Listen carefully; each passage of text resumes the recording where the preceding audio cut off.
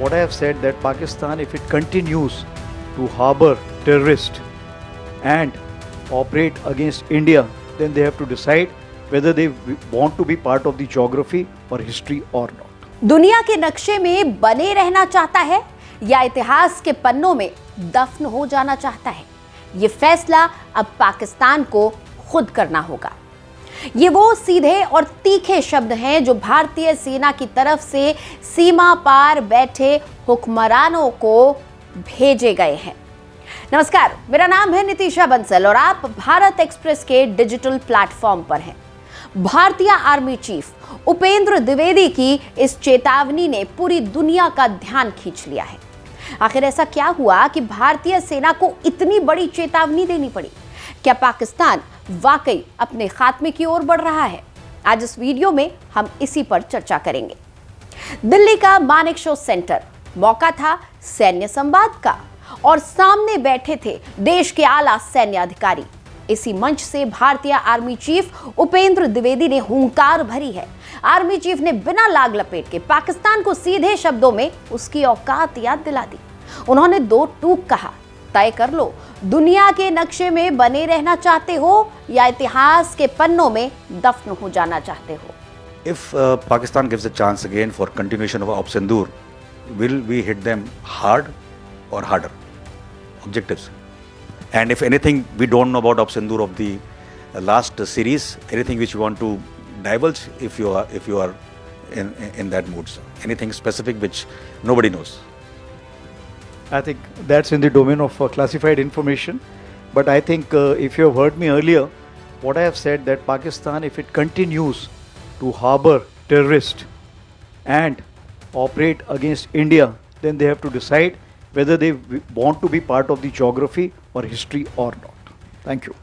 ये सिर्फ एक बयान नहीं है, ये परमाणु बम की धमकी देने वाले भीख मांगते देश को भारतीय सेना की आखिरी और सबसे आक्रामक चेतावनी है। आर्मी चीफ का ये कड़ा रुख बताता है कि पाकिस्तान अब भारतीय सेना की रडार पर है। आर्मी चीफ ने इतिहास में दफन होने की बात आखिर क्यों कही?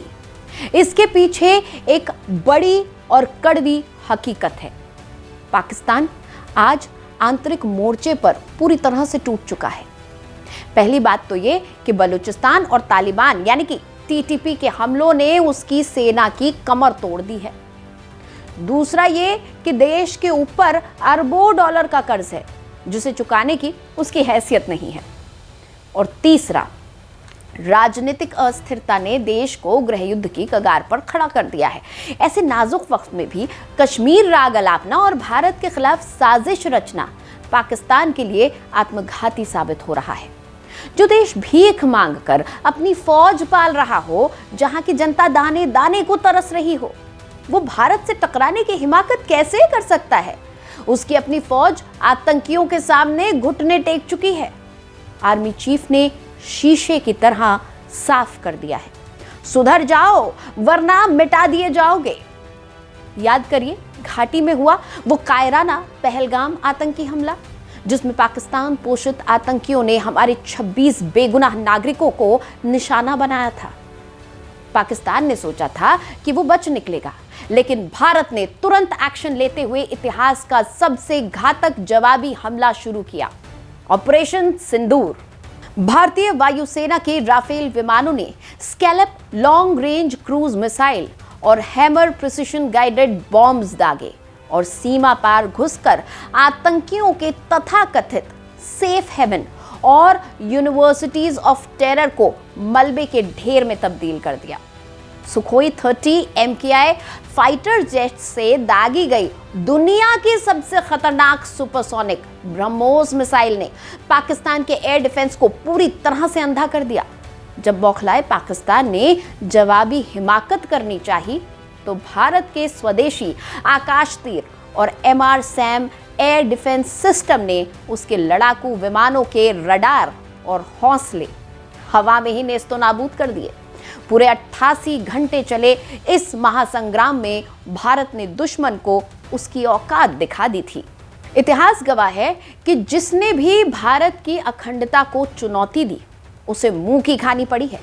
मानेकशॉ सेंटर से सैन्य संवाद के दौरान दी गई इस चेतावनी ने साफ कर दिया है कि भारत चुप नहीं बैठेगा। तो अब फैसला पाकिस्तान को करना है। भारत गीदड़ भभकियों से डरने वाला देश नहीं है। अगर सीमा पार से एक भी नापाक हरकत हुई तो जवाब इतना खौफनाक होगा कि पाकिस्तान को संभलने का मौका तक नहीं मिलेगा। भारतीय आर्मी चीफ के इस बेहद आक्रामक और करारे जवाब पर आपकी क्या राय है? आपको क्या लगता है, पाकिस्तान सुधरेगा या वो अपनी ही विनाश का रास्ता खुद ही चुन रहा है?